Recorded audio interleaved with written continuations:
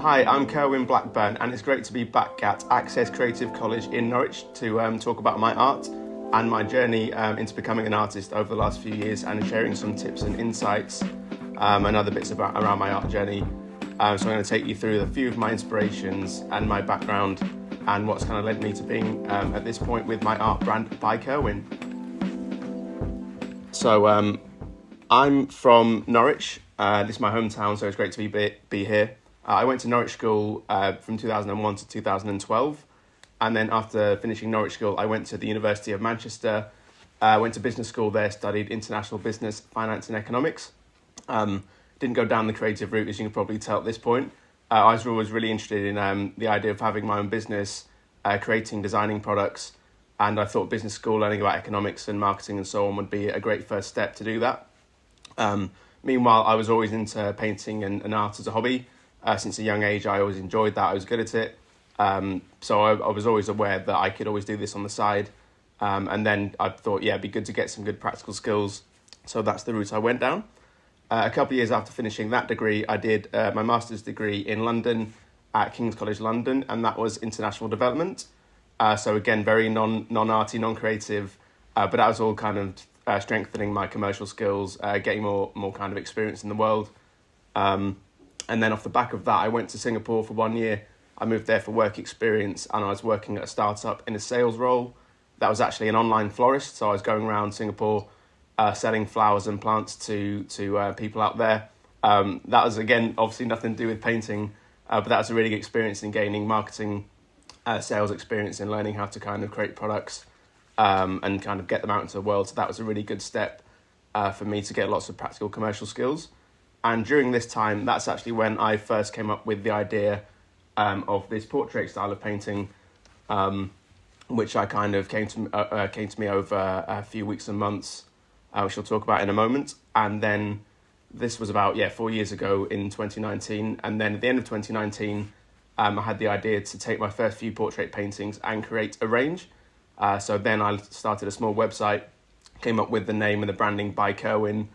And then went from there, really. And then over the last 3 years, and particularly during the pandemic, I've used all the time during the lockdowns and so on to continue painting, continue getting the brand off the ground, doing lots of exhibitions, doing lots of pop-up shops in between lockdowns when it's been possible, building the website out, doing all the Facebook advertising, learning all these kind of e-commerce type skills. And so that's gone really well over the last few years. And now I'm here with a lot of experience to now share with you and to share my key tips. So just looking back at my art journey, I've had no formal art training. I've been to the business school and got lots of academic experience like that, which has all helped kind of build up my commercial experience and commercial confidence. I did actually set up my first art company at the age of 18 in 2012. That was called Kerwin Art Collections Limited, and I did that for around 1 year. Which was a good first experience all those years ago, about 10 years ago now, which kind of helped me to learn the ropes of how to sell art, the kind of ins and outs of the industry. So that was a really good first experience that I've built on over time. And the key thing now that really stands me out is my signature style of painting with this Jackson Pollock portrait style, which is kind of very unique, very eye-catching. I've seen no one else in the world with this exact style and this exact technique. So this has really become my USP and the kind of key thing about my art brand. So By Kerwin is a predominantly e-commerce art business set up in late 2019. It's all around this vivid, bold portrait style and all inspired by Jackson Pollock and his action painting technique, which I have combined with a kind of Andy Warhol-esque pop art portrait style to put my own twist on the action painting technique. And I've really just had a lot of fun over the last few years building the brand, developing my style and so on. It's good to now have such a wide range of faces and portraits in my collection. My business is predominantly online. This was inspired by the pandemic, really, when the art industry shut down in the start of lockdown. And all the art galleries I thought I might be going to contact and get my work in, they all kind of shut overnight, really. So I was forced, like everyone else, to go online. So I chosen an e-commerce business model in which I have a website as my key point of sale and my main shop. And then I've done a lot of Facebook advertising, a lot of social media activity to get people to my website. And that's where they can purchase prints of any of the paintings in different sizes, and they can all be delivered then to their door. So that's the route I've gone down, which kind of plays to my digital skills, plays to my technical skills, and it's a really nice sort of way of going about, I think, a really good way of selling art that I've learned a lot from, and I enjoy sharing the insights and sharing what I've learned about the e-commerce art world. So going back to my signature style and where it's all come from. So the first time I came across Jackson Pollock was when studying in Manchester, and I got into the Stone Roses and started learning about the Stone Roses, and it's the Stone Roses artwork and their album covers which really brought this to my attention for the first time. And the Stone Roses album cover is a John Squire painting in the Jackson Pollock style, and this is kind of really caught my eye. I started learning more about Jackson Pollock off the back of that. Initially started doing some abstract Jackson Pollock style pieces myself, just for fun, which went on my wall at home. And I then figured over time that actually anyone can really do an abstract Jackson Pollock painting. Anyone can get a canvas and throw paint at it. So I was really looking to put my own twist, my own take on this to make it my own kind of style. And over a few years, this idea of combining the Jackson Pollock style with a portrait image just came to me. And the first painting I did was the Beatles. So I took the Beatles classic outline, and then these are all acrylic on canvas. So I got a canvas, painted the outline, then you decided to use the idea of masking tape to block off the background and all the details around the faces. Then I did the Jackson Pollock work on top of that, throwing the different layers of paint down, all acrylic, which is kind of mixed with water and other mediums to make it good for throwing. And then, peeled the tape off, and luckily it came off really well, so I just stuck with this style. And then from there, I've just done lots more faces, lots more music icons, sticking with the music theme from the Beatles. And then, just built my brand around this whole action-painted pop art music type theme. And here we are. So I'm just showing some behind-the-scenes shots of the different paintings. And these are all, done on the floor in my garage, so very kind of exciting, explosive technique. It can be quite messy, so I have to be careful about exactly where I'm throwing the paint. And so just to recap, my paintings are all acrylic on canvas. They're all hand-drawn, hand-painted. Each painting has about 7 or 8 different layers of acrylic paint thrown at it. I do a lot of testing during the painting stage to make sure all the different shades and the colours are going to work properly together. Anyone who's painted in acrylic or with different paints, they know that paints can dry in different shades, so when they're wet, so a lot of colours go darker. So it's always good to do lots of testing and make sure they're all going to work right at the end. Like I said, I've stuck with the music theme, so got lots of portraits of big music icons through different eras and from different genres of music as well. One thing I've been really keen to do is to make sure my range has faces from all different music styles and from all different eras as well, so that anyone in theory, they can find someone, relate to them, and they can really kind of get on board. So it's an all very inclusive, universal type artwork. So that was a big thing for me. I also want to be really clear to use lots of different colour ranges in my across my range of paintings. A lot of artists like to use just one kind of colour palette, but I was very clear. I wanted to use the whole spectrum, lots of different colour combinations, to really make it as vibrant and as vivid as possible.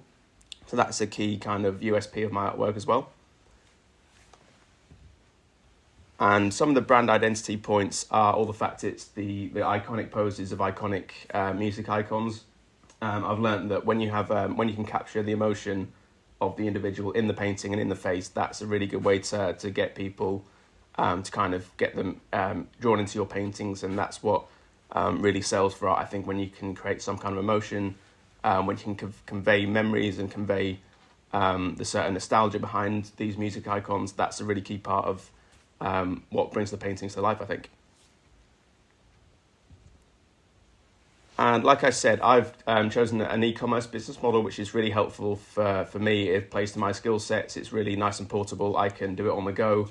I haven't got to just go into gallery spaces. I can do it through social media, through my website, while also doing the physical exhibitions well. So that's a really key part, the fact I've got the online presence and the physical presence, and the two really complement each other. But I've just been doing lots of experimentation in terms of different exhibition types, different types of online marketing, so different Facebook ad campaigns and so on. And just seeing what works, been seeing what sticks, and then which bits to carry on in future. So once the lockdown started to finish and we could open up in the UK, I did start doing exhibitions. So I've exhibited in Norwich at a few different art fairs in London. The other art fair is the big Saatchi Art one. I've done a pop-up in Box Park, Shoreditch in London. I've also done the Barbican Centre in London. And in summer 2022, a few months ago now, I did my first international show in New York. That was at the other art fair in Brooklyn. So that was a really good experience, having to go through the experience of flying my paintings out, working out the customs forms, doing all the international logistics of it all. So that was a really good milestone that was kind of elevated me to, I think, a different level, saying I've now exhibited my artwork internationally. That's a really key thing that can kind of help build my audience, build my reach. I've done lots of radio appearances, lots of videos. I've got my whole range of behind-the-scenes time-lapse painting videos, which are really key for the Facebook ads and all the kind of online marketing. So tried lots of different types of marketing, tried all different avenues to build my audience, and getting a good feel for exactly how to kind of structure my whole marketing side of my business. So just a recap of some of the skills I was required to learn aside from the painting. So there's been a lot of photography, a lot of website development. I've had to relearn how to code, to be able to code my own website and customize it the way I want it to. Teach myself how to do Facebook advertising. That was a really big thing during lockdown, when Facebook seemed to be the only way of reaching people when everyone was online. Carrying on developing my graphic design skills, and also planning exhibitions, doing my sales, customer service. These are all good practical skills which I've developed, and which I think they're all good skills to learn. When you're looking to kind of get yourself out there as a creative, get your work into the world, these are all kind of practical skills you need to have some kind of understanding of to be able to kind of bring the whole package. So some results over the last 3 years, I've now got around 50 paintings in this portrait style. So I've got a really nice range now. I've sold lots and lots of prints. I've got a clothing range, which I'm wearing now. I've sold lots of bits of merchandise, and these are all across most continents in the world. Focusing mostly on the UK market, but I've sold a lot in the USA, Canada, and lots of countries across Europe, Australia, South America. So it's really nice to get orders coming in from all over the place. And that's the really nice thing about being e-commerce. I think you can reach, your reach is unlimited, really. You can trade with anyone in the world, and this is a really kind of exciting part of going down this e-commerce route for my art. So that's been a very good fun thing to learn. Done lots of exhibitions in the last couple of years in different places, getting a good feel for what types of exhibitions work well. So from art fairs to pop-up shops to solo exhibitions, getting good understanding and feel of exactly the areas I should be focusing on. And I've actually just relaunched my website in the autumn 2022, because my next big focus for the next year or two is to get my online blog up and to help reaching more people through my blog that way. So watch this space. And the next part of my presentation is a few tips for other business startups and other creatives looking to get themselves out there, establish themselves as a freelance creative, or perhaps they're finishing college or university and they're looking for a direction to go in, and exactly the kind of next steps you can take. So these are a few pictures of me with my artwork around the world and my clothing range in various places. That's Singapore, where I used to live, so I went back there in 2022, showing off my artwork, which is really cool on my t-shirts. And these two pictures on the slideshow, which should be playing over top of the recording right now, these are my exhibition from the Crypt Gallery in Norwich. This was a big 3-week, the biggest exhibition I've done, about a 3-week exhibition in early 2022, which I got my whole range on display for the first time, along with all my clothing and merchandise, and that was a really good experience, helping to reach a new audience. So here are some of my top 5 startup tips for success and for creatives looking to establish themselves. First of all, you need to offer a quality product. There's a lot of I think, mediocre, average products out there nowadays, because it's so easy to set yourself up and to put work out into the world. So you need to make sure that whatever you're doing is really good and it's the best work you can be doing.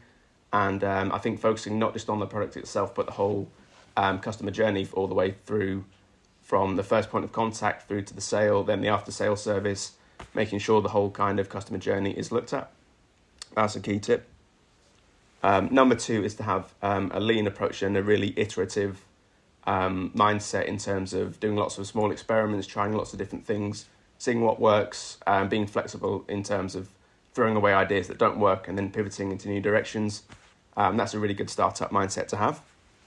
And this idea of the minimum viable product is a really key thing for creatives. I think when you're starting out, you probably haven't got a huge budget or massive resources, so it's really good to get your work out as soon as possible and to start getting feedback, and you can then tweak it or pivot and really go from there. But you need to be able to start getting feedback as soon as possible, I think, when you're building yourself as a brand. Building an effective team and culture is really important. As a creative, you might be doing lots of solo work, so it's really good to surround yourself with good suppliers, a good environment, a good ecosystem. Make sure that everyone who's kind of pulling together behind your team, make sure they all understand exactly what you want to do, how you're going to do it, what their role within the team, and so on. That's really key. Number 4 is a really key point in terms of the idea of leveraging technology. So for me, I've gone down the e-commerce route and I've used social media, the internet to expand my reach and really give myself a platform. So technology nowadays is massive for any creative and any freelancer to really maximise your potential, reach as many people as cheaply and as quickly as possible. And also the idea of leveraging other people. So you don't have to be able to do everything yourself as a creative. Once you understand exactly kind of roughly what needs to be done, you can then hire in expert help, outsource certain bits to people who are experts in their field. That's a really key way to be able to kind of do the best job possible and to kind of plug the skills gaps that you don't like or can't redo yourself. That's a really key point. And the picture here is me being interviewed by BBC Norfolk from my exhibition earlier in the year. So that's a good example of leveraging the radio and their kind of networks and platforms to reach a new audience. Number 5, a key one for creatives is the idea of embracing the journey and playing the long game. So I think any creative work, any creative pursuit more likely take much longer than you first envisage. It's a game of patience and persistence, and I think any entrepreneur will be able to understand the idea that you'll have high moments, low moments, setbacks. You'll have lots of kind of ups and downs. So you really need to embrace that whole sort of journey and the whole creative process of getting your work into the world and finding your customers and so on. So it's making sure to work to a kind of long-term goal, staying clear on exactly where you want to be, being determined to kind of get there in the end and see it through, and just kind of embracing this whole kind of creative journey, which can be really rewarding at the high moments for sure. And I've got a bonus tip I've chucked in here as well. It's to always focus on your customers and how your work is being perceived by the outside world. They are the most important people for you as a business or as you as a creative. I think for a creative person or an artist, there's a big risk and a tendency maybe to get caught up in your own ideas and get caught up in your kind of creative expression. So it's definitely always important to remember kind of get outside your own head, get out into the world, remember to consider how your work's being viewed by people on the outside, exactly what they like about your product and your offering, and always kind of being customer oriented rather than just getting caught up in the artistic expression of it all. So there's some of my key tips for that. And a final section here is a few tips to develop your own brand and identity as a creative.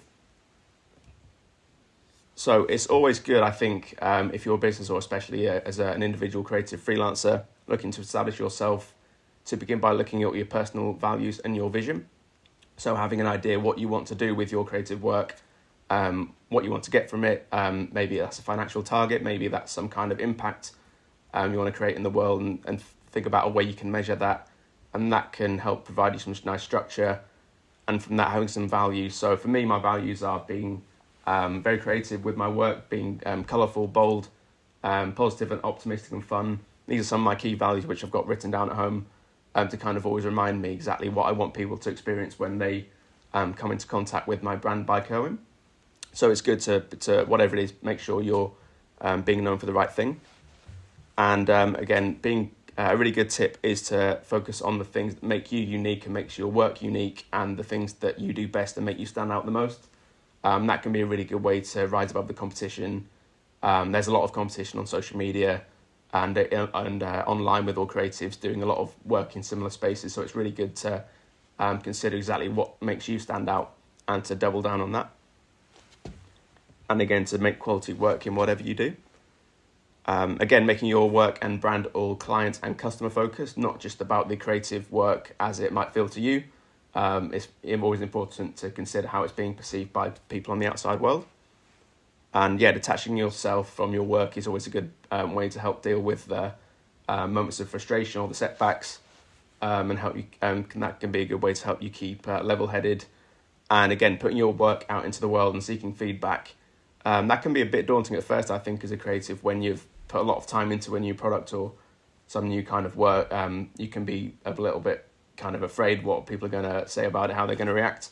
But that's often the best feedback. So that the earlier you can get your work out to the world, into real hands and real customers, and then you can start to tweak and kind of pivot as you go. That's definitely a key way to help you get established. And finally, kind of communicating all this to the world is really key. So it's not just about having the ideas, it's about how do you actually reach people, what's your online presence. So social media, you might be on LinkedIn, you might be in the right networking groups online, and in-person networking events and so on. Making sure your website, your social media, your emails, your kind of personal branding in person when people meet you, make sure it's all aligned, make sure it's all kind of makes sense and people can understand exactly what you do, what you stand for. Again, coming back from your values, making sure the whole kind of package is all consistent and easy to understand is a really great way to first get yourself out there as a creative. And finally, to do this consistently over the long term, being persistent and consistent with it and determined, all good traits, all good things that you need to then get established over the long term. And this final picture here is me at the Barbican Centre, which was a real nice picture to get all the plants in the greenhouse and all the colours kind of working together. And that's the end of this section, so thank you for listening.